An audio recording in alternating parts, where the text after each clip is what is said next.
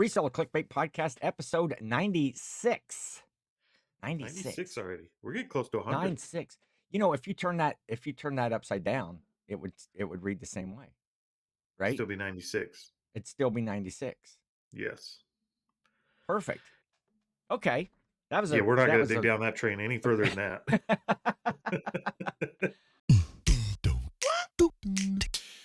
Get us in trouble in the first 6 seconds. Get it. Yeah. Oh, yeah. Exactly. Well, I see. I wasn't even thinking that, Corey. Now you got me thinking that. Yeah, it would still be 96. Welcome to the podcast, everyone. Yes. Oh, you know what I got to do, Corey? I'm excited. You know what I got to do? What did you do? Yeah, yesterday. I do Got not. to go to a couple of yard sales. It is the season. Here, yard sale, and I wasn't even looking for it. The yard sale that you just happened by is like the greatest yard sale. It's like a reward for being good that day. Yes. We had our first Thursday sales. Like, we actually looked on Marketplace and found sales and made a little sale map and went out garage selling on Thursday, which is our normal routine. Yeah. But we haven't done it all winter long. We haven't sourced at all hardly this winter except on Marketplace. So it was good to get back out to sales again. Yeah, I really didn't do much sourcing at all myself either. You know, we got the bins, the Goodwill bins just right around the corner. And I didn't go there a whole lot. But it was exciting. I had to go on Saturdays when I take stuff for delivery. I take it out to the post office because it's just a little more efficient and I can get it scanned. Because normally I drop it off at this little postal store around the corner. And on the way out there to get to the post office, I have to drive by like the good neighborhoods as far as, for yard selling. And I saw a sign. It's like, okay, cool. As soon as I drop this off, then I had to run one other errand out there. I'm going to hit that yard sale and see what's up. And it was actually like a moving sale. The people were moving, so they had the garage. The garage was filled with stuff. They had junk out in the driveway, and then you could go in the house, and there were like 2 rooms in the house. It seemed to me like they must have already bought another house because there was like no furniture or anything. Yeah, we had a moving sale this week too. Well, we didn't have one. We went to one. Okay. I was like, where are you moving? Are you going to move out of? I thought maybe you were moving out of South Dakota, someplace a little warmer, someplace. No, we love it here. No, that's better. It is cool to see the garage sales kick back in. I forgot how much work they are. Like, it's for us, it's an hour drive to get to the town of sales, and then it's a fairly good sized town. So we drive around like 4 or 5 hours of driving around to hit a few sales if they're spaced out and there's not many sales. Yeah. That was a lot of work, but why you need to move. You also forget how good the garage sale items are compared to your normal picking at other places. Like, garage sale items are home runs. Then better than the thrift stores and because the thrifts. Well, I guess the yard sales get picked over pretty quick too. But in the winter months, if you drive by, say like we have a Goodwill and we have Salvation Army and stuff like that. There's a line at the door in the winter before they even open up, and that stuff's going to get picked over. Well, that's the same with the garage sales, especially early garage sales. Yeah. I wasn't even looking for sales yet. I didn't go on the Marketplace and all of the different apps and things that I use to try to find the sales. But I saw that sign. It was like, it was like this beam of light was glowing down on this garage sale sign. We just saw a few sprinkled around here and there on Marketplace. So we decided that Thursday we were going to actually try and map some out and go. And we did. Like I said, they're a ton of work, but I think in probably $40 worth of spending at the garage sales, and we only went to like 6 sales, but they were all spread out. So it was like a half day of driving. But with $40 in spending, we probably bought $1,000 worth of stuff. Man, like good stuff with good sell-through rates. So and you were right, they were super busy with other resellers. Like, they were pretty picked over. Yeah. Yes. But I mean, see, that would be still I can't even think about that unless I'm going to like a particular sale, like a community sale or something to drive, but to have to drive basically an hour to get started doing the sales. I'll drive an hour, like going down towards Columbus in my area. If there's big community sales, stuff like that, I will make that effort and that drive. And the area that I like to source a lot is about 30 minutes away. But, Yep. there's always tons right here in my town. A lot of times within 5 minutes, I can get to You're spoiled. really good sales. Yeah. Well, I think yeah, that it would is good be sourcing. dangerous for us. It is nice to condense all our sourcing into one day because of Yeah. that drive. It forces us, and when we go, we're serious about it. Like Yeah. there's no dinking around. There's no running back home. Like we're at work for that 8, 10 hours, whatever we're in town for. Like we're there for the work day, and we're gonna source every single thing we can. Because when we Yeah. come home, we're not gonna do it again for another week.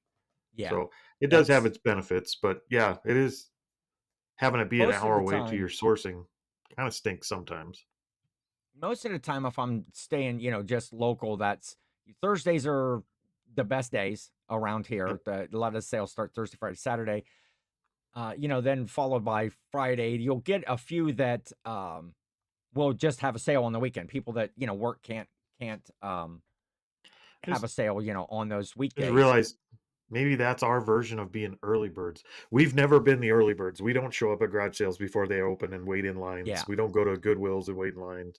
We show up at 3 in the afternoon and do our thing and find and what's do left. your yeah. But Well, maybe and it Thursdays unintentionally is kind of like all these part-time resellers that still have jobs they gotta be at. Maybe Thursdays is our version of being early birds. yeah, and that's We're that's getting what in a day is early. helpful around here. Uh, not having that 9 to 5 job that you have to go to, so you can. Yeah. Yeah, I'm usually not one. I will try to get if they have something listed that's pretty stellar that I want to try to get first. I might be at a sale early, but I'm not like if their sale starts at 8 o'clock. I'm not sitting in their driveway at 6:30 in the morning, which some people do, especially if you list video We games and are stuff. You're gonna we are so you're anti that. We're so yeah anti-competition. One, we yeah don't read what's at the garage sale. We look at the garage sales, we write them down, we go blind. We don't look at what's at them because we don't wanna get into that. yeah And if we did happen to see one that's like video games and vintage toys in boxes and all that stuff, we'll go to every other sale and we'll put that one last on the list because we know that's the one that's gonna have 40 resellers on it throwing elbows yeah trying to get in there, and we'll just avoid it. We'll go yeah. last. It's I don't like to fight the crowds either We for don't stuff we because don't there's always compete for I anything. usually always We find just don't. something. I don't know how long this moving sale was going on, but everything I didn't buy anything there. I looked at stuff and their prices were decent. They were Yeah. yard sale prices and now I've got those two different mindsets doing thrifting or sourcing for my eBay stuff and then I started selling on Whatnot, so I'm trying to get those two different mindsets to work together, but this place didn't have anything. All it was noisy because there was no furniture in the house, Just and they noise. had like this. Well, so it's Well, they had this echoey? small child. There was like only me and one other lady that were actually in there at the sale at the time.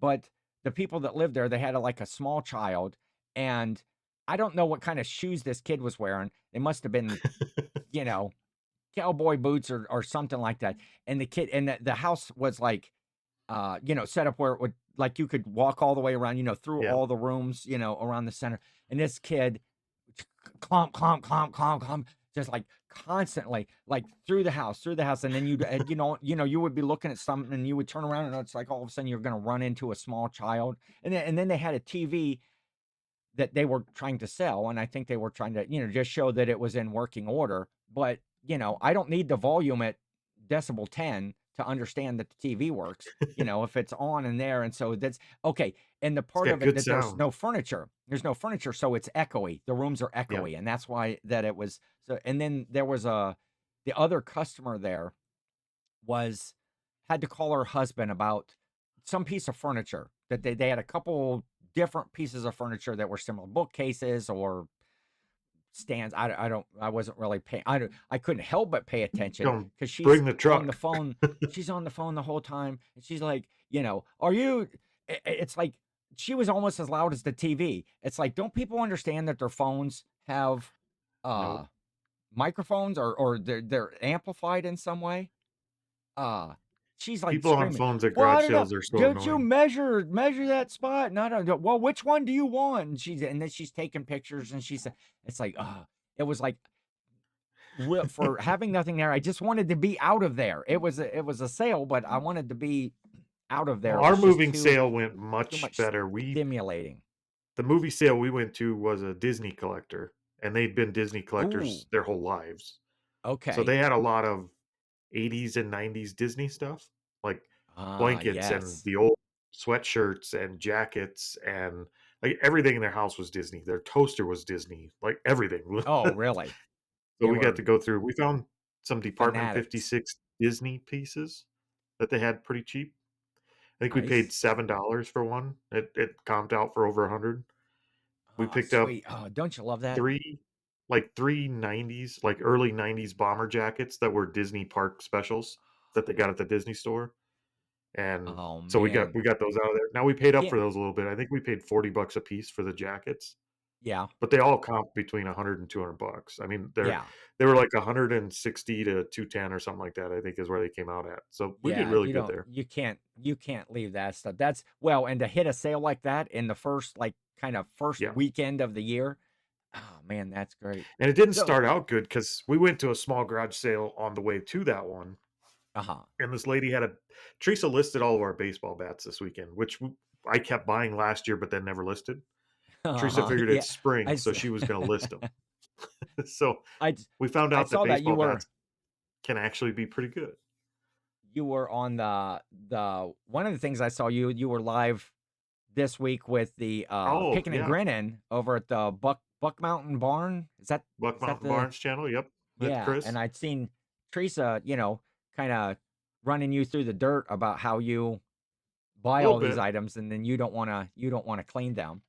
That's pretty standard. So, So bats are no exception. We bought a bunch of bats last year. By we, I mean me. And then Teresa listed them for spring and they started selling. I mean, most of them were pretty good. We sold a few $100 plus bats. oh, sweet. And so we went to garage sales this Thursday and we saw a bat on the table, which was the same bat in a different color as one we had just sold. Yeah, And we knew it was okay. It was a $60 to $80 bat on the top side okay, at best. okay, And they had $15 on it. So we kind of a little bit, and then we got yeah, back to the car and we are like, why would we leave that for $15? yeah. So we So went you went back up back and you and offered him 10, we did. We went back and we offered and her 10, and she okay. said, "No, we just finished looking that bat up, and it's a Okay. $200 bat, so we're not gonna sell it for that." I was Man, like, why "All would right, well, okay, I'll still take it." I told her, yeah. "Okay, I'll still take it. I'll give you the 15." And she told me, "No, we actually are raising the price. We're putting 20 on it." And she wouldn't sell it to me for 15, which is what the sticker Really? was. Really? That's I was well, mad. even at that, I I left don't it. understand that sometimes when people are like, "Well, we just looked," they had it for 15. We just looked at this as a $200 bat. Why would you ever sell a $200 bat Yeah. for $15 or even $20? Well, It's and it wasn't. I mean, like I said, it was yeah, 60 to 80 60. on the high side. So I'm Okay. sure they looked up one and saw it listed for 200, Yeah. So but you then to didn't you change the didn't buy price it? on me. No, You I've didn't never buy had it? somebody negotiate back up Up. above the original asking price. And she was serious. She wouldn't sell it to me for Sure. 15. So I was like, "Well, I ain't gonna do that." Just out of Well, principle, I yeah. left it. I And it got was back out of the still car. probably worth 20, but ugh. Yeah. Yeah, that's so I've never got had to that go to that happen. moving sale, and then driving back home from that sale, I saw another sign, and it's like, oh yes, and so I followed it. It's just one of those that every intersection they didn't have like an address or anything on the sign. It just would say like Yep. yard sale and have an arrow, and so you go down that way, and it was a house that I've been to before. That usually they Yeah. have at least once a year, twice a year, they have like a big massive sale where they'll have like 3 or 4 different people that are there, and the whole yard and the garage and the driveway is filled. This was just one person that was having the sale, and I ended up buying one thing, a little it was Ohio State with Brutus Buckeye, the mascot, like a Yep. backpack, like one of those, like that just have the strings, like Yep. The that hold on, but it drawstring it backpack was things. yeah, drawstring backpack, but it was like a champion branded officially. It's kind of like a distressed look. It's not When it's did not that worth become a like a whole thing? much. When I did don't know. champion stuff become worth anything? Well, it used way back in the day. Champion was like, when I was growing up, Champion was a good brand, and then they kind of It fell was out when never a all good your brand when we were growing up. It Nike. was the brand that kids got made fun of for wearing because they didn't have the good stuff. It was always garbage when we grew up. It was the uh, cheap brand that was at every Kmart and Shopko and Walmart. It was the yeah, it they was had the garbage, those were the and only now places that you could. people are going nuts over Champion. Like, what the hell's wrong with these kids? Yeah, vintage stuff. So this is pretty cool, but and it was $1. Yeah, it doesn't have a ton of value. It might be $15 or whatever to list it, but it's like I just wanted to buy. I was disappointed at the moving sale because when the guy told me that there was like 2 rooms in the house, I'm like, yes, even though it's Saturday and I don't know how long they've been, doing the sale. I just wanted to buy some. I just wanted to buy something and just get that feeling that Get spring the is here. endorphin rush. And yeah. So hopefully We did hopefully good. there's no more Ken complains about winter video. I need to find I'll come up with something else to complain about. I'm always complaining about something, but I try to keep it Yeah, Ken, festive you're and such a Debbie Downer. so it's spring. Spring has sprung, I Sprung, guess they say. officially. The weather Although the weather we did has get a kind of big broke. frost yesterday.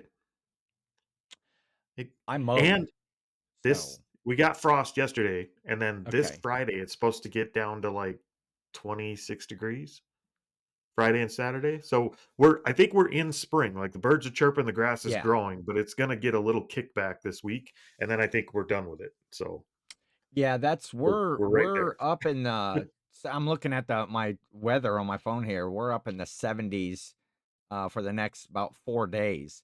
Got Yeah, we some got to the rain 70s yesterday, rain which was sprinkled nice. in It there. was almost warm. I had to mow yesterday. Again, second mowing of the season. I haven't even sharpened my And blades yet. that was that went, everybody knows how mowing goes. You sit on the mower, you throw your headphones in and you just mow. Cuz I kind of have well, you have big property to mow. You have a great big Yeah, tractor. But that's I my have meditation time. yeah, I do a lot of thinking, a lot of focus on stuff. Try to come up with different plans or strategies on stuff. I get on that Which mower we're too gonna long, and I'm like, "Why in the hell do I resell? Why am I doing this?" exactly. Yeah. It's like, I should have done more with my life. Maybe I could go into the landscaping business and just mow. I would not want to do that. I don't No, like to mow God, my own no. yard. I have like 3 lots that because I live next door to my folks, but between my house and their house is another like lot that their garage and stuff is on that up towards the front. So we've always It's your called it, event lot. growing up, like the field.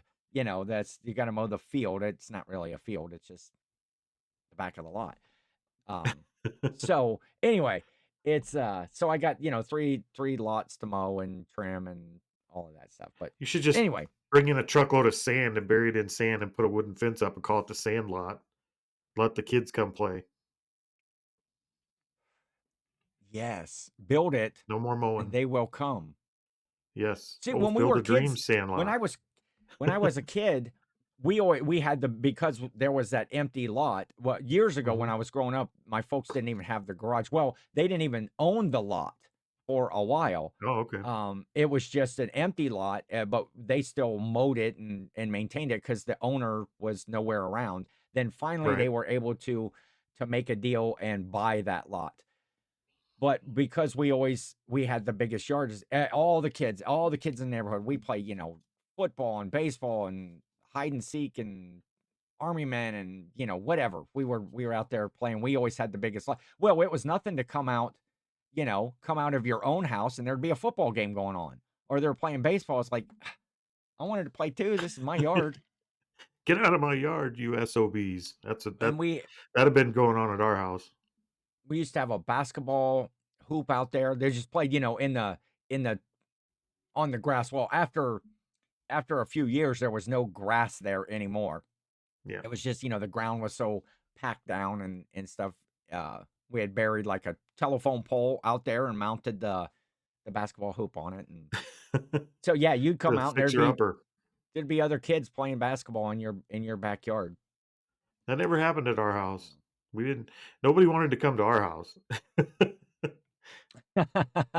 Was that because of you, Corey, or just because of the condition of the yard? No, we had a nice yard. No, it Oh, was okay. So it could have been a personality thing. it was, nobody wanted to play with Corey. He was always picked last. No, we were always welcome to go play somewhere else. It's just our house was not hospitable Not the to place. children. Yeah. Yes. Anything else? So besides getting to go to yard sales or whatever, before we get into Well, I found out today's I was old topic. yesterday. Okay, well, I could have told you that a long time ago, but what? I How didn't did you know. come to this Well, revelation? I wasn't yesterday, it was last night. I didn't know until now, but now I'm certain of it. Okay, and how When I was how in did my this come about? 20s, and we bought our first house when we were in our 20s. When I was in my Okay, 20s, if I heard a noise in my living room, yes, I think I would like rip a leg off the end table and gnaw it sharp on one end, and I'd be yeah, out in the living room finding out what that noise was, ready to do battle in my SpongeBob and you, boxer briefs, like I was ready to go to war. But okay, last night I heard a noise out in the living room, and my first thought was it must be the dogs. And then I looked around. okay, The dogs were in bed with me. And my second okay. thought was, well, that sucks.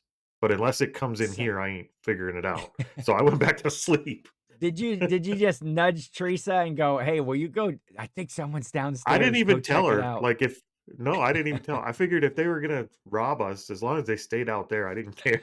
As long as And they weren't gonna interrupt our sleep. I just left it alone and I actually went back to sleep. And then when I and woke up this morning, I was like, man, I am old. signs you're getting old. You no longer care about home defense or your Nope. family. So what good are these dogs that you have if they're not at least like Oh, they're not. hearing these They're noises not and good barking dogs. and go they're not your guard dog type that are gonna No, they're go not. They're not good dogs. save the Matter of fact, family. if somebody did break in, they'd run out the dog door and leave us to our own devices. Corey's trapped in a well. You don't have the Lassie type. No lassies here. No, we got a poodle and a half poodle, half border collie, and they're both drinking some bad water or something. There's not a lot of brains between them. But Yeah, no, that's that's well, that's it. next That's the time you need any exciting week I've had. confirmation about whether you're old or not, just give me a call. I'll let you know. Yep. I'll let you Well, know the right mirror should away. have let me know, but you always have a bit of delusion in your head that you're still a young man. Now I know for sure that's Uh, not the case. yes, agree. Well, I'm all gray and I have, not, although I am growing hair on top of my head. I don't know. You're getting I'm a actually second chance, Ken. I am. I'm regrowing hair pretty soon. I'm gonna have that big, mane of heavy metal hair, like I had when I was in my 20s. Maybe We'll see maybe how that doing the works out. Santa dye, like the bleaching your hair for the Well, Santa stuff, maybe that's making the growth come back. that's what I'm thinking. That's what I'm thinking because I did have to bleach it like an extra time, and I did a whole lot more maintenance. I did a whole lot more maintenance on my head this year, and with the beard, and I bleached it. I think that it did have something to do with that. My sister, who cuts my hair and stuff, she's a licensed. Not only is she a lunch lady, well, she went to schooling and was a beautician, licensed beautician for umpteen years before she got a job in the school system. And she keeps her license up and junk like that. But that's what she thought when she was cutting my hair, here a while back. She's like, "Man, I think you're growing hair again." And that's the only thing that I can think is, or it might have been something in some of the special shampoos and things that I use for my beard and all of that, and wash my hair that opened up those. I don't know what it opened up the holes, the The follicle holes. the Opened up holes. that opened up my follicle holes in my head. And so yeah, I just last few times that she's kind of like, don't trim it up yet. Let's see if it actually grows Thought you were more. And shopping at our eBay shop. We bought some hair growth supplements off a lady in the town where we oh garage yeah. sale, and they didn't have an expiration or anything, and we looked them up, and they sell for, like, I don't remember, 50 or Oh yeah. 60 bucks a bottle for Okay. hair growth supplements, and we bought 4 bottles. One of them was actually open. When we looked at it, it was open, so we threw it away. The other 3 were still sealed. We sold them all within a week, they were gone. So, Really? I wasn't sure if maybe you snagged Yeah. those or I did not. I didn't even know that they were in your store. But that see, the problem is though, is that probably really wouldn't grow hair on top of my head. It'd probably be like, just everywhere you don't the want it. The ear, yeah, I probably have to do like, one of those ear comb over things, that are so popular today where you get The I don't the even ear know comb over I is don't even popular today. Well, I'm gonna make it popular. I'm gonna make it a new thing, I'll start taking the hair growing and then the hair, grow my hair and then I'll start doing like some or maybe braid it or something. I Oh, don't I'd know. jump in and help you with that trend, but I've never been a trendsetter. People don't pay attention to what I'm doing. Yeah, keep an eye, every episode, I'll kind of I'll have to take my headphones out and You just got show my ear cornrows coming out of your that ears. my follicle holes are opening up and All right, we gotta stop talking about follicle holes. yes. We do have a topic though, Corey. And oh We look, do. we were like, oh, we need to get to this topic Just before in we get time. to 30 minutes into the show, and now we're already 30 minutes into the show. We've talked about nonsense.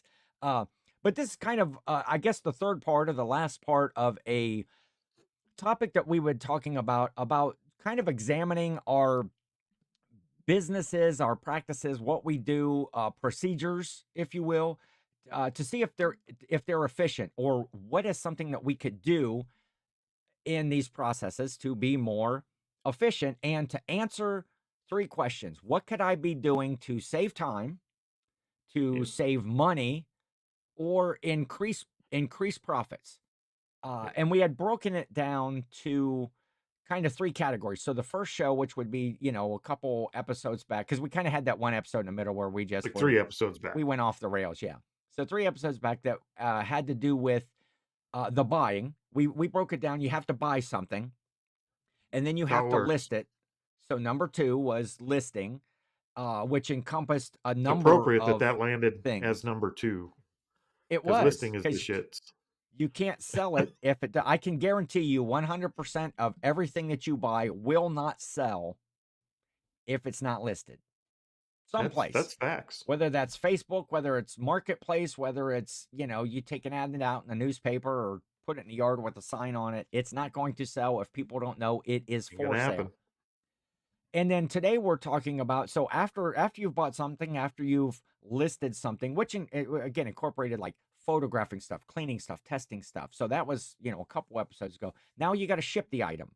And our whole conversation or why we started to go down this whole path was we were Started here. talking about how we ship stuff. One day just in a conversation we were talking about how we ship things, or you were talking about you had a whole bunch of packages going out that day. And as I was listening, it's like, wow, I wouldn't do it that way. That doesn't really work for This my this whole process. area is probably where we differ the most. Not I would not think just the shipping, but the whole inventory, like picking the pieces to yes. shipping them and getting them out the door. Like this section is probably where we differ the most in our business Yes. currently. We could have probably had four topics for the inventory part because in between the listing and the shipping, after you've made that sale, there's that area where the item is just sitting. The item is just sitting someplace in your shop or Oh, in I've your house or included in a that in closet or on a today's. shelf. Yeah. And so that's what we'll There's some talk a little overlap. bit about in all of these areas. If you can be efficient in the buy, if you can be efficient when you're listing and then when you're shipping it to get out the door to make that process, you can save time. Someplace you can save money, and someplace you can increase your profits. And so we thought kind of the best way for us, and this is really self-analyzation for us, just a exercise to go through. But I Say that guess if there again. was a point, it was, I don't know, what did I say? It was just an Self exercise. self what?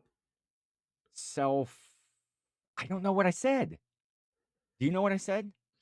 Analyzation, I think. That's just a fun Self-analyzation. word. There you go. Self-analyzation as opposed to self-analyzation, which is a whole nother show. That's Um, episode 97. yeah.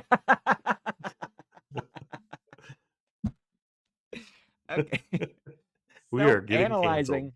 We are what we're talking about. But I guess overall for anybody listening is to do the same thing, do the same process, and anything that tomorrow, or a lot of people listen to the podcast while they're working. take the process that you're doing right now and go, what could I do to speed this up? Did I buy this item right? How am I going to ship this thing? And just, you don't have to do it for every item. It's more for a process sort of thing. But I think even beyond that, more than that, once I take the time to write down your process on paper and write it. I mean, writing it down for me is kind of the first real look I get at it because I could think it through and yeah, justify it in my head as fast as I think it. But putting it on paper is kind of a whole different ballgame. And then find yes. somebody that's not you. Find somebody that will tell you you're full of crap on why you do Oh, something or the way you do it, I'll and volunteer. let them analyze I your offer myself as process. tribute. I I know volunteer. that we actually work really well for each other in this aspect because we do things so differently a lot of times. It Yeah, does make you step back and question if you let yourself be questioned and find somebody that will question your process yeah, and not take it as a direct attack or an insult, but look at exactly. that and analyze their input. You can really make some good changes in your business. You just have to be Yes. willing to take the critique. Exactly. And that's the thing. And you watch, a lot of videos and people do something, I would never do it that way. And that doesn't work for me. Good. Everything is not only because I keep staring over here because I do have my list. I have my list of how my process is for shipping. And my process probably wouldn't work for people or the way that I do things or the way that I do stuff, but it made me look at it and go, you know what, I might be able to do something. As I looked at it, I told you this morning, it's like, man, I don't really see any flaws in my shipping process, Yep. but maybe there is something that's more efficient that you or something. So, in the comments, if you've analyzed anything in these videos, the buying, the listing, the whatever process, throw it down there. Tell us we're wrong. Tell us something that's more efficient. Um, but anyway, so how do you want to start that? You want to just talk about what what you do, and we'll work that inventory thing in because a lot of buying the shipping stuff, or no, not buying the shipping stuff. A lot of shipping stuff has to do with pulling it, finding it, and stuff. So you Yeah, want to that's do a my little bit first of item. inventory. Okay. That's So my first after item is the you've inventory. after you've listed stuff, Corey, what are you doing? How do you know where to go find something when you have to ship it? We use we use the custom SKU field, which is a pretty That's popular horrible. thing. I hate that. Yeah, I hate that. No, go shut up. ahead. Hey, Go ahead. that's pretty standard. That's I hear a lot of people that do that, and that's why we started doing it because we heard about it on Yeah, YouTube, and it's worked well for us. We use the custom SKU, and we have labels on our totes and shelves so that we know a general area or a general tote on where to go find something. yeah, And we even take it a little bit further. We use the custom SKU. So if it's in tote 31, item 36 for our clothes, we don't do that for yeah, everything. But if we have a tote that's got 60 pairs of pants in it, we don't want to have to dig them all out. yeah. So we do label those, but we use the custom SKU so we can find it. And it just makes it easier. Now we did Okay. start just by putting stuff in general areas. Like all of our clothes were here, all of our that was there. We did start that Yeah, way. And then we started losing items. We started not being able to find items or having to skip it and then come back later after we got our shipping yeah. done and try and find it again because it took hours to search through everything. So Yes. just for efficiency's sake, we had to switch to some kind of a SKU system.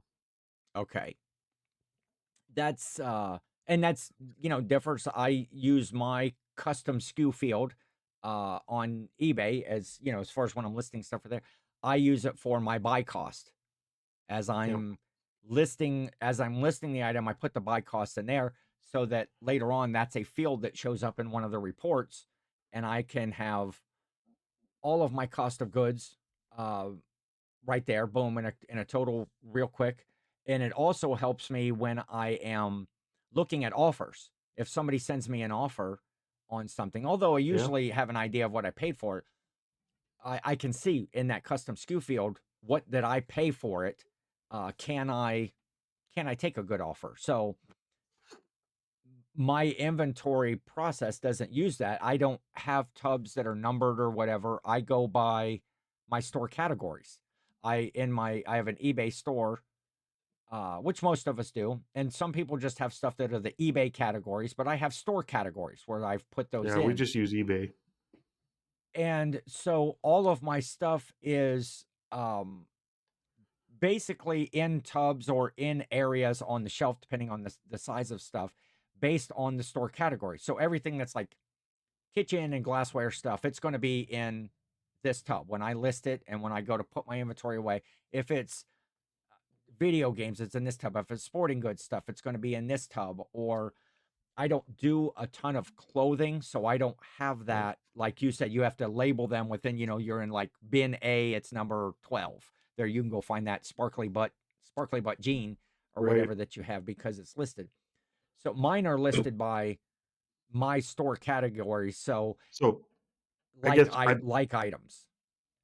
if I was going to make an objection to this, my Yes. first thing would be, okay, but if is that scalable? If you had 3,000-4,000 items in your store, could that manage it? But on the flip side of that, does it need to be scalable? Are you looking to have a 3,000 item store? No, the way that I do it is not scalable easily because I do have stuff that's, like I might have more sporting goods equipment than what would fit in say a single tub. Sure. Usually I hover between 650 and 800 items at any time that Yeah. that are in my store. I could blow that up and have 1,000 plus. If I had, you have what? You have 3 or 4,000, 5,000 listings. How many do you have? I think just over 3,500, but Okay.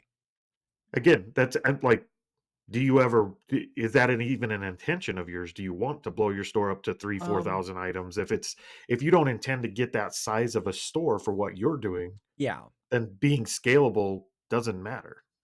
If I were to have that sort of inventory, like I said, if I listed everything that I had right now that was in my death pile, I could blow that store up, quite a bit. A lot of it that it's not that way is effort that I haven't listed a lot of stuff. Um, and so I don't know. If I had 3 to 4,000 really good items that were going to sell, sure, I would blow it up that big. But I have been trying to get my store down. I would rather have 500 really good items that have good turnover Yeah. than I would 3,500 items that are just sitting there for no apparent Yep. reason. And so I have been working towards uh, doing that way. Trying And to when I am there's outsourcing. another big difference between your store and our store is Uh-huh. your store is meant to support you, and our Yes. store is meant to support 2 salaries. Like, we're Yes. we're actively trying to create 2 salaries plus benefits and all that. So it's something we need to have much bigger. Yeah. Like, I would much rather have 1,000 items to manage than 3,000 items to manage, but with a 1,500 to 1,000 item store, I couldn't support 2 salaries. Like, there's Yes. just it's a matter of Yeah. And scale that we that's couldn't do it. as far as the efficiency stuff that would go along with that. What could I do in my inventory process? Again, the scalability, not so much. Or I started to say, like if I have sporting goods, a lot of times in sporting goods, if you put a pair of boxing gloves in a tub, that takes up a lot of space, Pretty full. and you get, some other things that are now you have two tubs, and that's all it. Although I know they're sporting goods, I have to search through those tubs to Right. find the item that sold. And so having even if I still kept it by store category, let's say it was, sporting goods A, sporting goods B, but I still don't use that custom SKU for that particular reason. So that would be something that I would have to look at. Um, but right now, my inventory system works. I every now and then I have to search for something. Fortunately, knock on wood, I don't want. I've never lost an item or not been But able we have. to find an item where I had to cancel a sale. Yeah. There have been times that um, you miss it, or you don't really go through and touch everything in the tub when I have to find something, and Yep. you go, "Oh, it should be in this tub because of this store category or whatever." And at one time you got lazy and you didn't put it in the right tub. Yep. So No, and I think, that's another big difference on ours too. The fact that you're putting the price in the custom SKU, like we're yeah, doing that in video 2 of this series, we're doing that in a worksheet as we list it. We keep a yeah, worksheet with our pricing, which is a little it's a little more inefficient on that side, our process, yes, but we're a little more efficient on this. So I think it's a trade-off, but it's something we do completely different, which is kind of cool to see yeah, just yeah. how Because different people are doing it different. I had questioned that of you when we were talking. I was like, I why are still question you it. listing? You're doing all the listing, you're doing stuff. Why are you then taking this extra step of going over here and doing this now where it is efficient? And kind of what we came up with is maybe it's not that efficient as far as in your processing of Mm, doing stuff, and maybe an unnecessary step, but it is an efficiency for your brain that you can go to this spreadsheet and you can look and you can see kind of instantly, here's where we're at sales wise, here's where we're at with yep. this particular, we bought all this stuff, this was came from a storage unit, this came from this big sale or this big buy, and you're able to uh, look at that. That It's kind of helps with, an It's kind of an itemized way of doing your day-to-day bookkeeping for us. yeah, And while I don't like it, and I do see it now that we've looked at it a few times, I do see it as a bit of an inefficiency for me. yeah, Teresa, it works for Teresa. Like she okay, wants to see that number. And if I mean, sometimes you just can't get your well, brain to let go of a process. yeah, it's So, yeah, well, exactly, and that's what we talked about too. Is there's a lot of these things that are when I'm looking at it, why do I do it this way? Well, yep, sometimes the answer is, well, that's just because it's the way that I've always done it, and I've never really stopped to look and say to analyze it and just go, this isn't efficient, or we were talking earlier about how maybe maybe your work area is not efficient for workflow. yep. And, but it's the effort of, Well, well, we'll I be got to, talking if about I that. had these shelves over here and not, over there, it would be better. And you just don't stop and take the time where if you did, you might be able to answer one of those three questions of, well, I saved time. Yep, I saved myself time later. Yes, I had to expend some time or use up some time to do this process, but in the long run, my workflow is better. If I can get an item from right here and not have to walk over to the other side of the shop, and right. that's where my shipping process is probably one of my more efficient ones. Um, Now, when we So we have our inventory system, and we yeah, put it in the custom SKU. That's how we find our items. When they yes, sell, we look at that. Generally, we start our morning by we take the phone and we pull up all the items that need shipped, and we go through and we pull them out of the totes and we put them on this little shipping table. It's okay, it's kind of like our staging table. Everything that needs to go out that day goes on this table. yes, And got, then Teresa and I both just kind of attack that table. She starts grabbing the stuff that's easiest and smallest to ship, stuff that could go in polys or padded envelopes, uh-huh, little 4x4x4 boxes, all the tiny stuff. And I start with the hardest, most breakable, ridiculous stuff. And we okay. just work until we meet in Ah, the middle. man, you got the short end of that stick. Nobody likes the I prefer breakable, that. the Frankenboxing stuff, the thing, which No, I guess that's is, the way our brains work differently, though, is I need something that's different every package. yeah. Otherwise, it gets boring and I get sick of it and I don't want to do it. I Teresa love the needs something boring. that's consistent and boring and tedious so that she can get in a Yeah. rhythm and just go. So our I brains love work the completely different. I love the poly bag items first are the best. And then I anything couldn't. that's in that can ship in the boxes that I have, like I say, at my shipping table in arm's reach that are right there if I can pull it down and do that when I have to go find a particular box, which there's a thing, an efficiency, I guess, overall, if you're going to list something, have a plan. Well, For how to ship it? when you buy something already in your head, have a plan for how to ship it. Yep. You don't want to buy But something then that's like, also have the box. Like when you get it home, go find a yes, box that you can ship it in.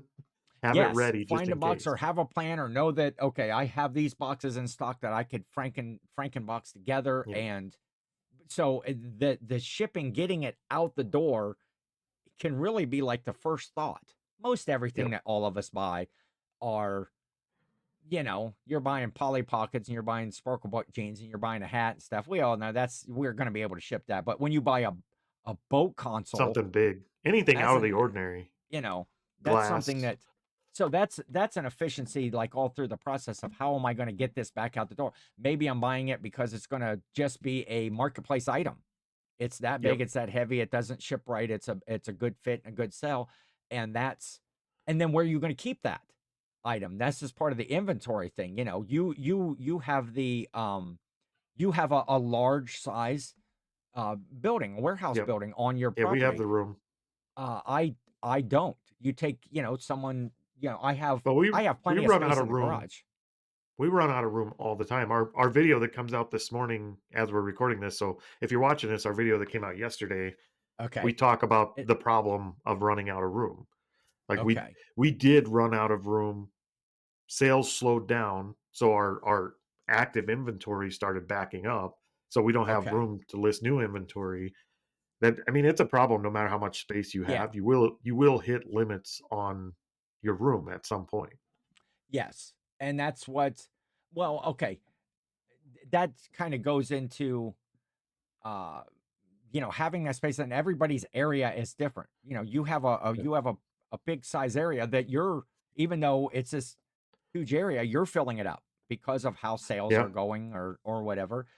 In my situation, I was able to move from in my house because I took the time to make a dedicated office in the garage. I took an old workshop, and that was Yep. in the middle part of my garage that was all insulated and everything, and turned it into a dedicated office, which all of my processes now, I have an area for everything, for bringing in items and It's cleaning and testing and and photographing and this is an area where we struggle a little bit because our packing area, like what you're talking about, you set up a new packing area out there. yeah, While our pulling to get to the staging table and then we work from different directions works for us.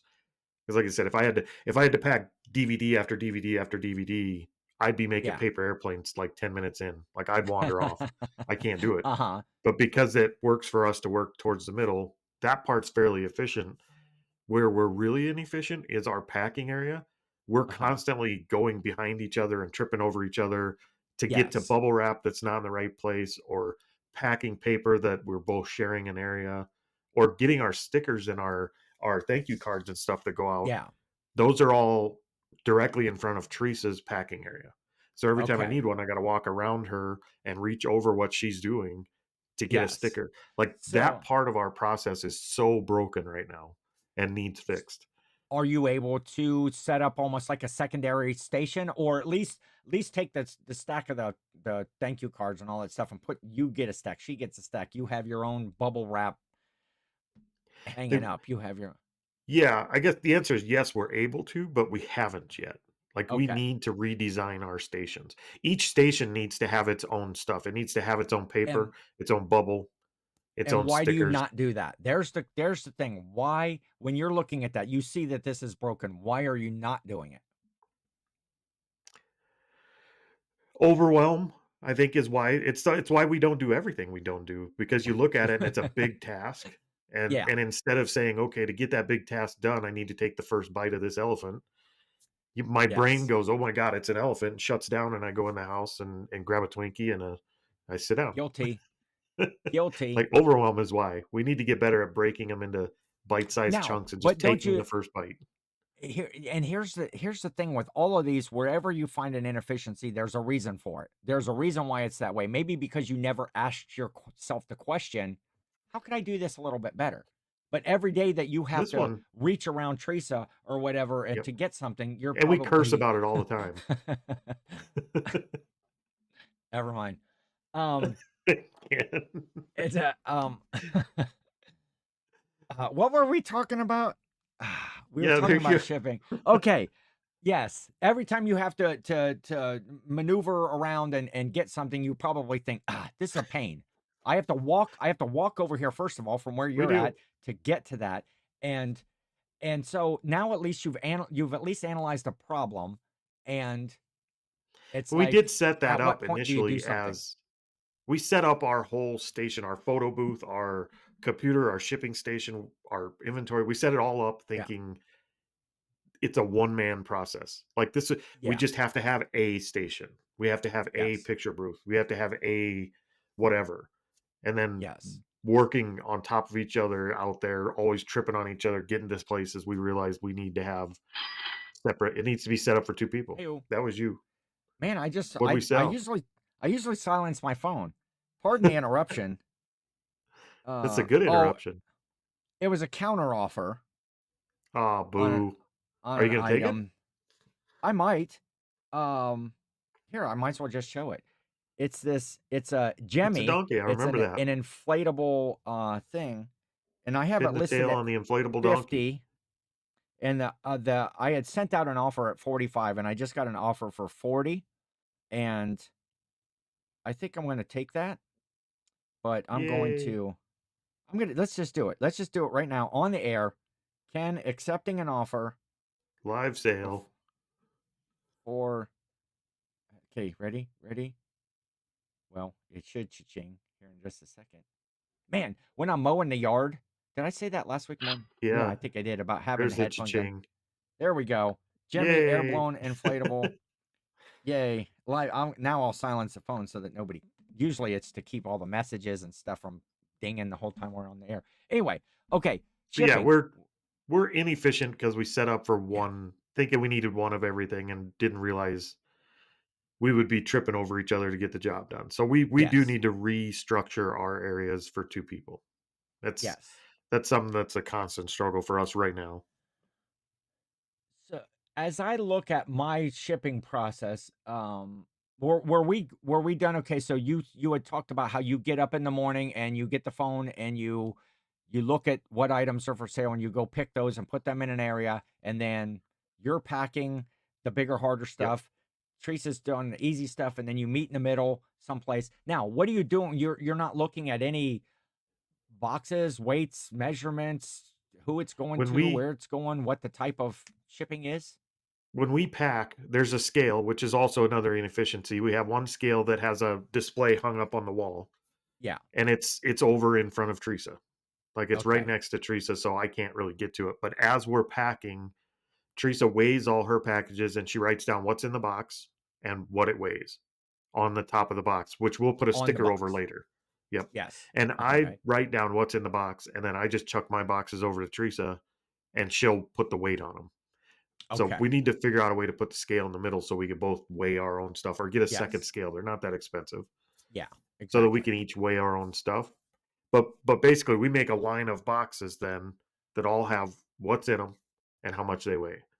So when Okay. we get ready to do the rest of the shipping process, we have all the information we need to get them labeled and Okay. out the door. But they're in no order at all. It just No, you pack not the at hard that stuff, time. she packed the thing, and they're just written on. So at They some get they point when you actually have we to throw them go, all on the floor in front of the bench is where okay. we put them at that point. And so when So you go to actually put the labels on, you have to yep, search and find the box and where it's at we and who go it's for. And yeah we go to the top of the list. We pull them up on the computer at that point where you can adjust your weights and uh-huh. sizes, and we go right down the list in that order. We find the first box with what's on that list, and we double check the measurements to make sure they match what's on the computer, and we put in a Okay. weight, and then we put that box on the bench, and we just keep going down the line in the list on the computer, Okay. and we put them in order that way as Yeah. we check the dimensions and put the weights in. Similar similar to what I'm doing, except I think you have maybe an extra step where you're handling the box a little bit more. That's one of the Maybe. things that we talked about. Are you packing yours My in the biggest order of the I am list? my Okay. my biggest inefficiency in my whole process is that I am handling the inventory. I'm handling items too many times, and if I Yep. can get that's one of the areas that I need to figure out through the buying process and the listing process, which we talked about on the last couple of episodes. And then in the shipping is probably my most efficient. And so I'll go through my process, but so you've lined up all of your boxes, and then you're at the computer and you print out in bulk all your labels. Yep. and then you go down the line and stick the labels on. Right, And because they're already in order okay. once we put the weights Um, in. and then you've got to after you're labeling them, then you pack them up in whatever your tubs or IKEA bags or whatever it is for Yep. transport As we stick the to the post labels, we office. we throw them into IKEA bags or whatever we're hauling them to Yeah. the post office in. Yes. Yep. Okay. Yeah. We have some similar processes. Again, just I being would a single person. Go ahead. I'm curious, when you go to do yours, you're packing them in the order of what they're on the computer, which Yeah. I like that because it cuts out a whole extra step for us if we could accomplish it. I'm just trying to Yeah. figure out how we would accomplish it now that you got me thinking about it because in Well, the time you I'm packing like a 2-foot swung vase with ridiculous packing requirements, it takes me like 15 minutes. yeah. Teresa packed 8 DVDs or something. Yeah. So we get out of order very quickly because there's 2 of us. Well, and that's one of the things in your process because there are two people and you're both working at the list and you are packing 10, a lot more than what I am packing. When you have Yep. your weekend where you got, 40, 50 sales, 60 sales maybe, there's a lot. And if I were doing that all by myself, that would take up most of my day and I'd have to really be efficient. So, if people Well, and are I would be interested to hear. you're getting some of that now where you have a lot more packages because you've started doing, like, the Whatnot shows where you Well, don't yeah. just have, like, 5 or 6 boxes to pack. And I'm gonna talk about that a little bit, but the majority of my shipping is the eBay shipping or my daily day to day shipping, Yeah. and so my process is I I print out the packing list. When you go to your orders, and one of the things I print out the packing list for every one of my sales that I have for that day. Okay. Um, and so I have those, and then I sit here in my office inside because that's where my big printer is, right here where I print the stuff out. And then I take those lists, and then one of the things that we had talked about here on the show recently is I put one of these stickers on there because the packing list has the barcode on it. And Yep. I started scan the code, save the seller for more great deals and newly listed items, and I stick that on there. And I just started doing that, and that has gained me a number of more followers. I think Yeah. I can't say, but we've talked about I'll that bet on it previous has. episodes. So I stick that on there, and then someone might say that, oh, you're printing out all that packing list. That's a waste of time, and it's a waste of toner, and it's a waste of paper. But I also use that packing list as my thank you to Yep. somebody. I hand write on every one of them a thank you. Yeah, it's dual Uh, purpose. where you are putting your stickers and you get Yeah, we pre-printed actually thank have you a cards. Yeah, we in your yeah, we box. order our So thank yous in bulk, so we have them. you're getting with your thank you card, you're getting more information out to that customer, but I'm still getting some of those same things. If they do scan that code, they'll go to my Yep. store. Now, is that on days that I have more packages, that's a little inefficient to sit here and write a hand thank you on everything. But I know when I get a package, and somebody has taken at least those 2 seconds to write thank you on it or write if there's some sort Yep. of an item that's fun or whatever, I might write an extra little note on there just to kind of personalize it a little bit. But I have all of those packing lists then that I print out that also serve as my my connection with the customer because of the thank you and blah blah blah and the sticker and all that. Yep. I take those then out to the garage where everything is at, and I take the packing lists over and I pull all of the items that are with those On the packing lists, packing list. and then put those in. I do have kind of like an extra table where all my stuff that's supposed to go out, I set that there, ready for packing, which is like right behind where my shipping counter is. So I can just turn around, or if I just have a few orders, it gets stacked on the shipping table as well. Sure. Um, okay, so then after everything is pulled and right there, then I pull up the orders. I have a computer. I have another computer right there at my shipping station that I pull up the list of those sales, and I go in order of those sales. and pack the items, whether it's a difficult packer or whether it's, you know, a DVD in a poly mailer. Um, and so then I package that all up. I check the weights and dimensions, and when I'm entering my items, when I'm listing them, I have already weighed and put in the box dimensions when I'm doing my listing. So I can look Yeah, but when it I can't be call that item accurate. up. Why not? You're not guessing that and hitting it dead on every time.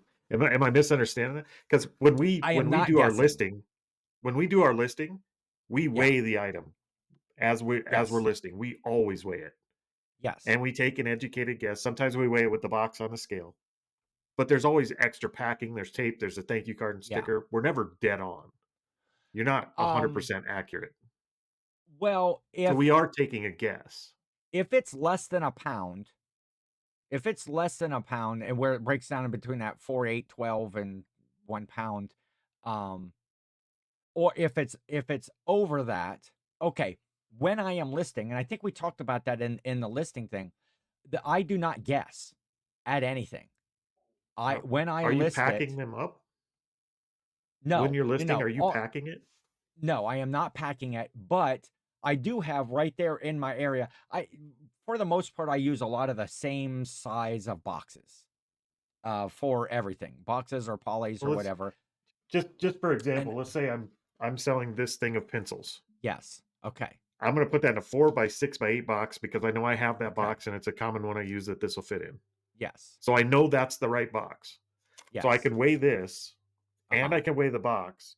And then I uh-huh. have to guess at what that's going to weigh because I don't know what my packing and tape and stickers and Well, like you're going yeah, to be but close, but you're you're still taking a guess.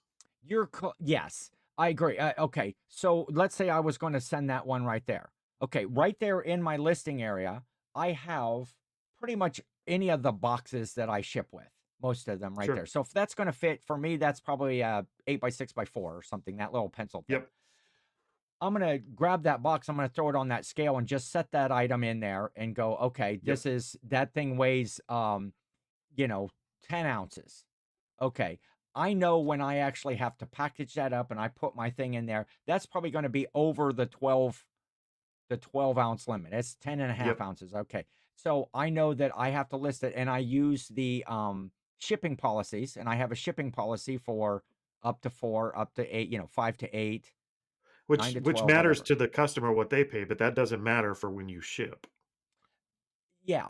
But I'm not guessing at the weight. When I am putting the weight and the box size, when I am listing, there's not a, I okay, we're going to say an educated guess. If it was my very first package that I ever shipped, I'm not going to Yeah, no, know I how much agree. that bubble It's an wrap is educated or guess. how much that what is. But over this time, I know that if that's on that scale and it's 1 pound 3 ounces or whatever, I'm not going to be I'm not going to put another pound and a half of packing around something.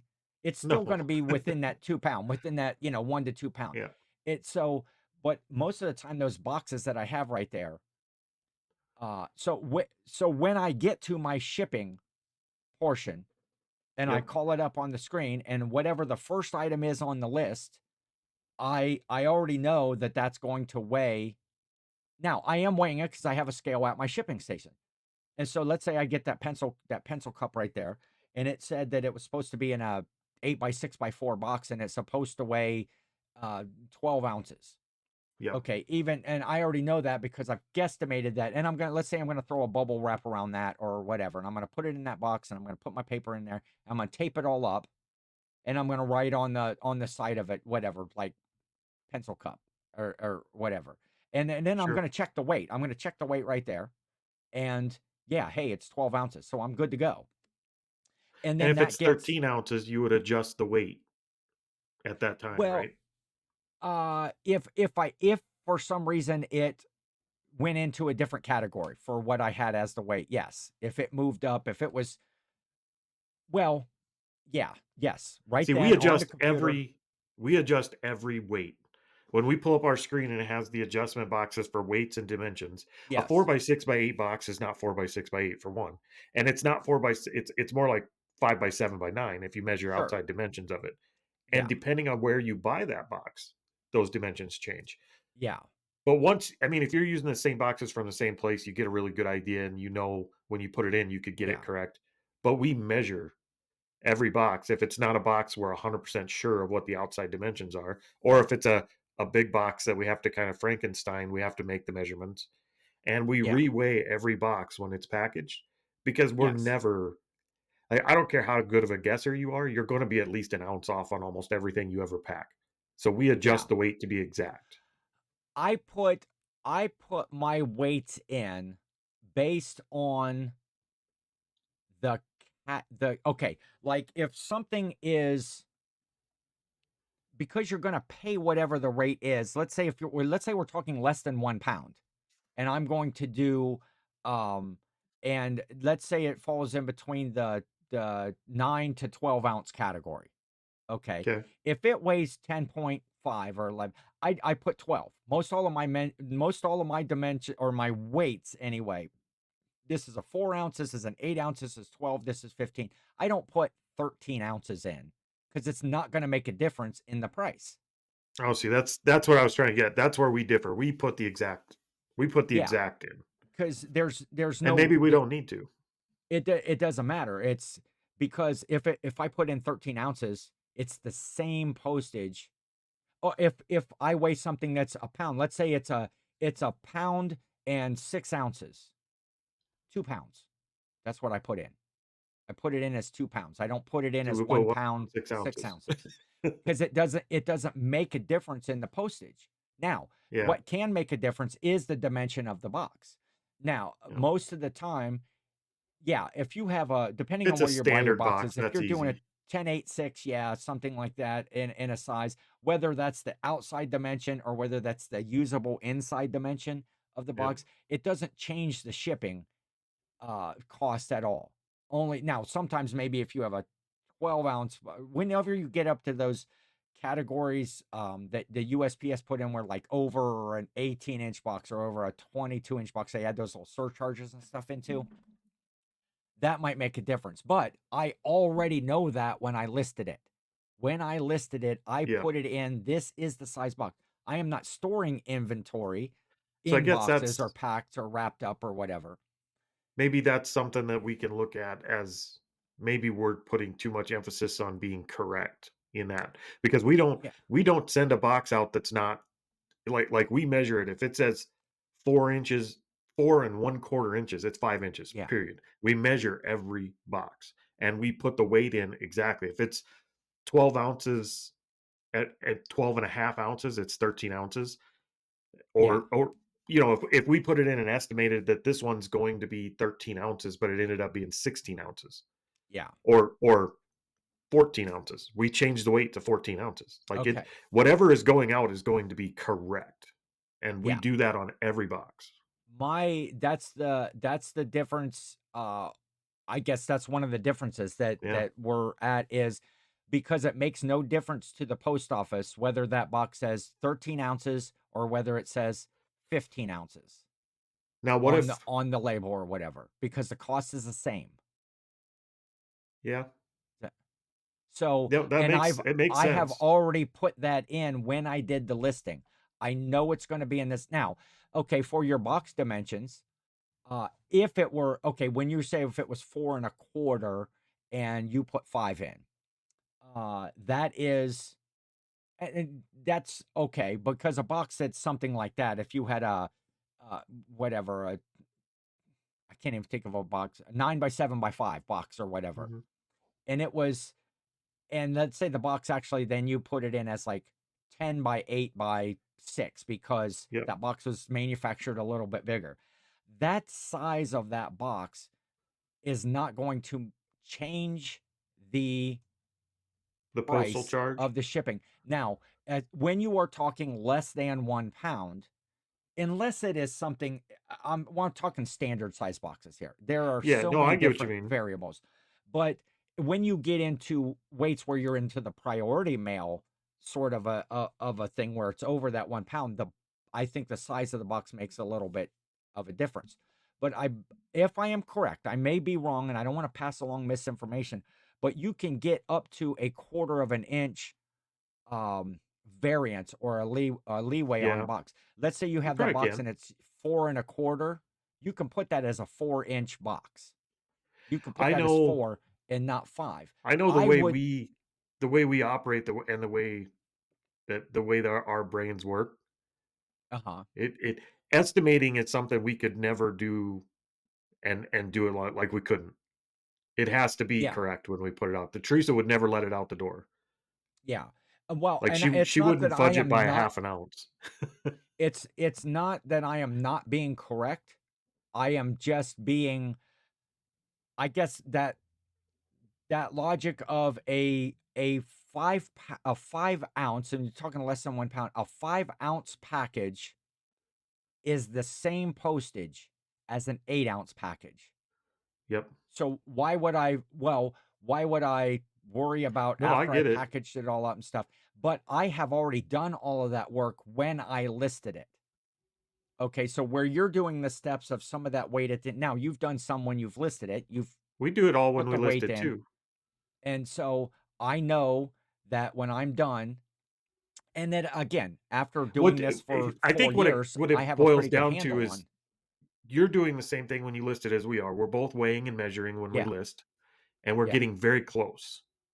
yes, And at that point when you're listing it, you're getting close and you're saying that's close enough, it's good enough. yes, And at the part where we differ is you pack it up and you leave it as that's good enough, that's close enough. And we're saying, no, we're going to remeasure, we're going to reweigh, we're going to yeah, correct this number because it's not good enough. It's good enough in terms of the post office isn't going to give a crap. And yeah, you're definitely close enough for postage. It's not good enough for us. We want it to be exact. So we okay, reweigh, we remeasure, and we put the numbers in. yeah, Is that a yeah. waste of time? Probably. To peace of Probably. mind, peace of mind can go a long way towards It's an efficiency or OCD not thing, efficiency. 100%. Yeah, it's not going It's to. not a wrong or right thing. Now, I am definitely going to, because sometimes you do have to package. Let's say I had something that I had in at an 8 ounce. Okay, well, again, going less Sure. than, because there's a big variance between pounds, 1 pound to 2 pounds to 3 pounds to 4 pounds. You got Oh, a yeah. lot of ounces in there that you can deal Well, with. and if you're But when you're working in Frankenboxing that, something yeah, and it's something you're not sure because you haven't built the box yet, then obviously you weigh those and are the measure. But items that I probably have a little more guesswork, or that I would really have to change later on when I have to Frankenbox something. That's something that's going to yep. be done at the time of shipping. Right. Or at least I've already did some sort of semblance of, I know it's going to be in this sort of a box. Let's weigh a box that's similar to that size, get an idea. Yep. But And you do enough, okay, you get a pretty good idea of what a box weighs. so I go down my list. I've got all my items pulled in my packing list there, and I go to the first item on the list, and I get that, and I package it all up, and I throw it on the scale, and I look. Okay, first of all, when I'm pulling it up, I already know that this item is supposed to go in this size of a box, Yep. whatever that I had predetermined. I wrap it all up, tape it up, put it on the scale. Okay, this is supposed to be 12 ounce. Cool. It falls within the 12 ounce. Oh, shoot. It went to 12.2 ounces. I got to change that to 15 ounces. Well, Okay. I'm not going to put 13. it in as 13. You could put 13. I just put 15 because it's within the dimensions, or, again, the 4, 8, 12, whatever. The Yep. cost isn't different. But my box size is usually right. See, even Tape it up. talking about it, my brain has a disconnect. I'm like, no, you have to put it at 13. You You do have not. to. You do not. The only No, I time know it's you wrong don't. is if you changed weight categories, Yep. you Yeah, if don't it have to. jumped over a pound or something, no, I get that. I'm also, if I the post completely office understand what you're weighs it, saying. if the post office weighs it when I get there and it's on the scale and it comes in at 13 and a half ounces and I have it at 15 ounces, it's like, okay, we're good. That's going. I am not getting overcharged, nor am I overcharging my customer by having like it was supposed to be an 8 ounce and I put it in as 12. And see, My customer's if I'm just getting working at the charged post more. office and you bring it in and your package has 13 ounces on the label and I weigh it and it's 15 ounces, you're still in the Uh-huh. same category, but you're getting a side eye from me. Like Okay. we're gonna have a talk if there's enough of these. Okay. Well, again, I'm never being under, but I'm Yeah. also at the point where my customer is also not going to pay. And there are times when I package something up and let's say it was in the 8-ounce category and it ends up at 8.5, I have to change it to 12. And whatever that difference is, if somehow I guessed Yep. wrong originally, I have to eat that difference myself. Yeah. But that's my own error for not being efficient to begin with. Um, No, it's a complete OCD thing for us. I mean, that's an us thing. That isn't a you're right. The post office uses ranges for a reason. yes. Okay, so I'm going in order. I got my box. I've done that one, and then it gets set there in order, and I've written on the side, what pencil cup on the box. Then I move to the next order. I package it up. I'm looking at it. I weigh it. I make sure that the dimensions. So I go down that list, and then now all of my boxes are in an order of when I go to bulk print the labels. I bulk print the labels and then I can go down through and I just verify. After I bulk printed the labels, I look back and it says, oh, Mary Smith is supposed to get the Right. pencil cup box. Okay, label Mary Smith. Boom, I put that on. And I leave the labels hang off the thing and I just pull them off, one by one as I go This is where down the Teresa and I list. use And teamwork on this part. uh-huh. Like when we get to this part and they're all lined up, rather than just stick them and trust them, which is what we used to do until we had a few mix up and wrong things went to wrong people. Now we put them in order, so they should be perfectly right and just go down the row and put the stickers on. But Yeah. I stay at the computer and yell out the names to Teresa and what's in the box, and she Okay. verifies that that's what the box says and then puts the sticker on. Okay. Yeah, that's would be helpful.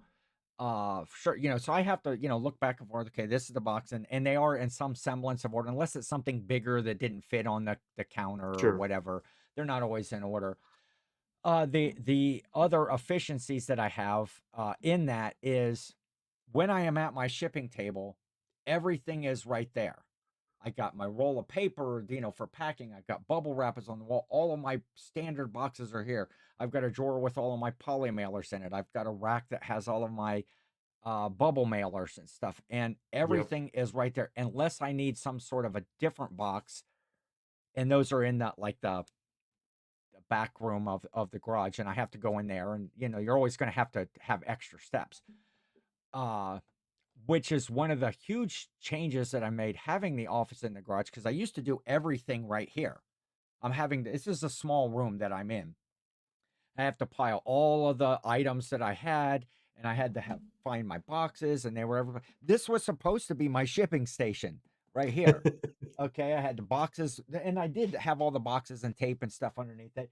But then, I started doing the YouTube stuff, and it's like, oh, this is where I need to put all my listing buddies, all my, Well, YouTube as a whole is the Wiener inefficient King. for reselling.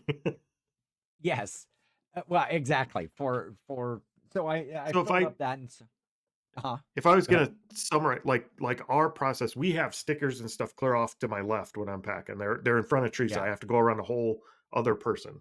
And Yes.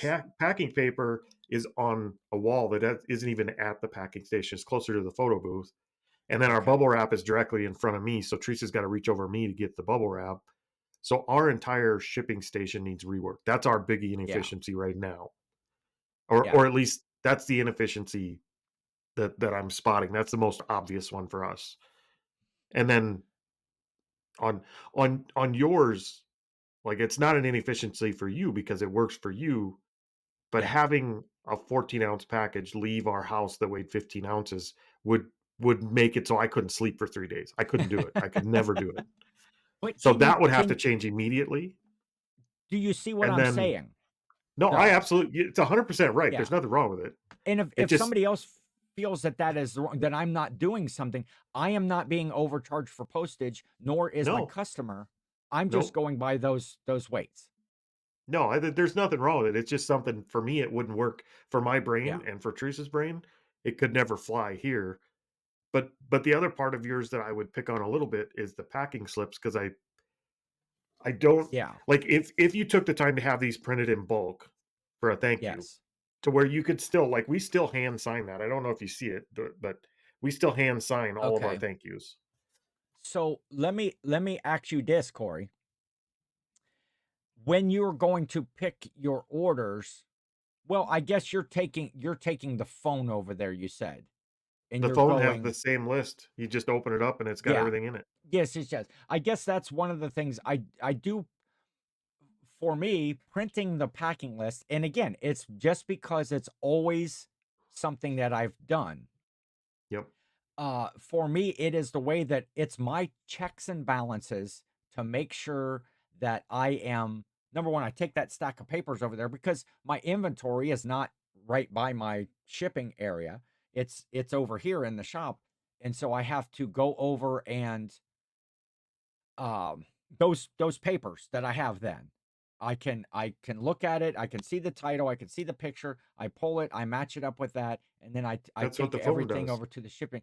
That's what the phone does. But I also use it when I am packing stuff to You make use it sure. for Okay, I a have thank you this. note, right? Well, I use it for a thank you note. It just gets put in the box in the end, with the item. And so and I always put it in there so that this sticker part that's on there and the Yep. handwritten thank you is kind of showing. So when they do open the box, one of the first things they see is, oh, what's this bright yellow sticker? Oh, hey, blah blah blah. And then they see my thank you and such. But it is the way that I check my stuff. Okay, did I'm looking at it, I'm putting this, I sold my pencil cup. Oh, there's a picture of the pencil cup on here. There's a picture of the pencil cup on the item that I'm looking at on my shipping computer.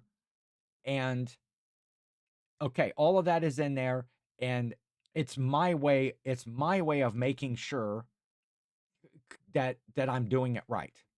It's And printing a paper ticket to an event. yes, or going on Okay. MapQuest. It's going on MapQuest, printing out So you had mentioned The one earlier, thing I will one of say the about things. that is it is actually the fact that you're printing it and using a packing slip. I can't wrap my brain around, because you have everything there on a phone. So that's, Yeah, for me, there's a disconnect. But the fact that you're slapping that into the box and using it as your thank you note kind of makes yeah, up for it. And I'm like, okay, like I could yeah. I It could be is okay with it because it is dual purpose. the cost that it cost me for that piece of paper and the toner is probably I don't think less it's a than cost getting a thing. card printing. It is not. Okay, I want to address something where I am looking, although I feel that my shipping process for me is the most efficient part of my business because everything is in arm's reach and all that stuff. I don't have the number of packages. Well, you were saying, like you're shipped 40, 50 packages and you just have them all laying all over. You've packed some, she's packed some. There's no semblance of order. That would Yeah, drive me batty. I couldn't deal with that. I'm not a big Or fan of that I part can either. see that something would get missed or messed up or mislabeled or something for my brain. The difference that I have now is starting to do the whatnot shows, Yep. and I am selling a lot more items in a whatnot show than I am on a daily basis Yeah, in all at once. my eBay shipping. And so, my very first show, I was uh fortunate to sell like 50 some items. Okay, now that equated to, because I had multiple buyers, 20 some packages. My Yep. last show I had, 30 some sales and I had 15 packages or something like that. And the way that the whatnot, you do to be for me, or the best way that I can see it is to go individually. Corey ordered something from me on whatnot, or bought something. I have to address it. I have to get that item. I have to box it up, and print its label right there. There is bulk ways to do it, but right now my brain isn't, I don't know how. I don't know how. I'm just starting. Yeah. And plus Yeah, I can't even help you it with that. keeps it doing it one by one by one. Make sure that I have, and if anybody else out there is packing a lot of whatnot stuff and you know of a good way, I'm open for How to do suggestions. the Either hit bulk. me up or leave a comment, or so I'm still working through that. And I've only done And see, 3 that'll be shows, a but challenge. Because it takes you're just forever. getting into that, so you're trying to Yeah. build the new systems and processes for that because it's different than eBay. I mean, Yes. the way people buy, the fact they're buying multiple items where you have a Yes. lot more combined order type situations. The fact I can't tell you how many times we've put everything on the table and started packing it up only to realize when we went to switch the weights and the dimensions on the computer that two Uh-huh. of those items were supposed to be in the same box. Yeah. Because that step should have come first. We Yeah, should and have went see, and looked first, I would not see that because I am working right from the computer the whole time, and it has right? that option, combine shippings, to the same buyer or whatever, and you Yep. can group those up. So when I get to that point, that is the very first thing I've combined those. So when I print out that packing list, it has, okay, Yep. this person bought the pencil cup and they bought There you the go. Kraft Packing slips macaroni and have just cheese. been redeemed. It's both items are on that packing list. So when I'm pulling that and I'm matching that up, um, We usually again, check, but my sometimes we forget to process check that first. my process is super efficient for me. There are a few things that I could do, maybe a couple things that I could do different or by suggestion from somebody. When you and I are talking, I am not some of our processes are similar, but I'm not going to adopt any of your practices and the same way that you're probably not going to adopt any of my practices. I didn't I wouldn't say that. I wouldn't There are some and of yours some of the things that we do that you don't do, and it makes me question why we do some of the things we do, like the sheet where we're putting our costs, and when we list something yeah. we actually pull that listing down and put it in our sheet and put the costs and stuff like that. I know that's something Teresa likes to do and she likes, but I also think it's not entirely necessary. Yeah. And had we not had the discussion that you don't do that part and I do that part and looked at the processes, I don't know I would have ever questioned it. It's just part of Yeah. what we do. So Yeah. I would adopt, like I said, I think the biggest part of this is this going to work or is this not going to work? Or you can be able to make your business better. Is are you willing to listen when somebody says you're full of shit? Are Yeah. you willing to Yeah, to exactly. look at your process and say maybe they're right? Yeah. Let's look at it. And everybody's situation had It's we been different. talking had we been talking about the shipping aspect when I was still shipping in this room from this seat, this would have been a Yep. whole different conversation than Well, and if you having the had luxury of a full shipping station with everything that I need is right here. That doesn't work for everybody.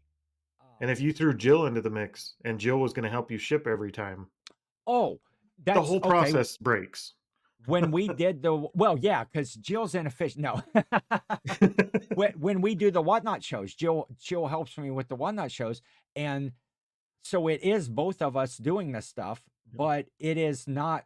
We're both not packing items. We're like, say, you and Teresa, she's packing stuff, you're packing stuff. You both need to have access to the same supplies at the same Right. time, same scale, same bubble wrap, same paper.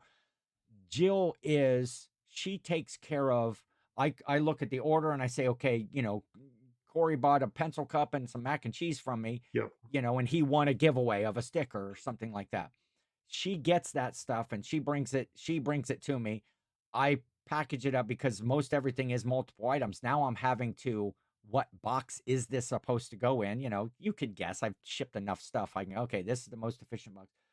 I package it up, then I print out in the whatnot, it prints out the label and the packing slip right on the labels. It'll Okay. do a thing. And so she is, at least for right now, um, she is handwriting the notes. So I print that out, I give it to her after I've while I'm packing up the box. And she writes a note. I did make a special sticker, like these on the yellow stuff for the whatnot, that we appreciate your order and thank you and that sort of stuff. And I'll either stick that on the box or that little packing slip. And then it goes in there. And while that's finishing up, I can look at the next thing and I can tell Jill, okay, this person bought XXXX and go get those. And so that's been working well. A lot It's of a times she's process just you're still standing there. building. Yeah. but it's, doing it one by one and keeping it organized is just, I don't know. I'm figuring it out, but it is helpful to have that extra person, but we're not working over and around each other. I'm doing all the Right. packaging and she's doing It'd be the interesting setup and to, well, if one of our 10 active viewers to view all of our episodes makes it to this point, yes. it'd be interesting to hear about their shipping and their processes, because Yeah. I would be willing to bet if you put 10 of us resellers in a room, we all do something different that would drive Yeah. the other ones nuts. I'd be willing Oh, to bet yeah. 10 out of 10. Yes. And what drives me nuts is like, oh, I can't even say, but what would drive me nuts about, say, something in your process that I could never do might be the most efficient part of your process for you. Yeah. It's like, oh, I would never do Yeah, I that. think you have to cater the process to your situation, 100%. And it's not that yours is wrong, but the whole thing of this whole kind of 3 series thing, if you want to call it that, is to just ask yourself the question, when you are doing But something, what could I do better? What could yep, I speed this up to answer the 3 questions of how can I save time? How can I save money? And what could I do to help to increase add the more profit. profits? Yeah, Um, it's a thought exercise. And if yes, you look at it that way and take it that way, then the thought exercise I think is always healthy for any business. yes, 100%. Um, so anyway, We went way Corey, over time, Ken. I We think, well, were we're not so overtime. Yeah, this is a overtime. super long episode, but uh and there was We're gonna probably call this tons more that I bonus wanted to say. material.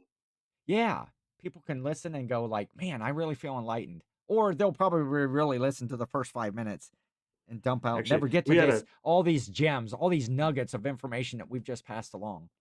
we had a caller last week and they told us they needed a 2-hour episode. So here you go. There you go. We got That's hour and completely a 40 lie. some minutes. But Oh. here's your 2-hour episode anyway. So, yeah, Nobody's okay, here asking we for go. 2-hour episodes. Next week, we'll just do like a 15-minute episode, and that'll Yeah, we can. offset We'll just do a everything. short. We're gonna do averaging. We're doing averages by whatever, Okay, that's by called time. efficiency. Anyway, we're gonna get out of here because I want to go eat breakfast. And then I still okay, Corey. Today is the 14th of April, It and my is. afternoon Hey, is doing my taxes. I gotta finish. I still have to do my taxes, and I don't I'm know. not doing mine. You're just We're not going to filing an this year. extension. Okay. Well, we'll be filing an extension. We haven't. We're not close to finishing ours. So, and we never are. We have to file an extension almost every year. So we'll get our extension and we'll get them finished up sometime in the next month or two.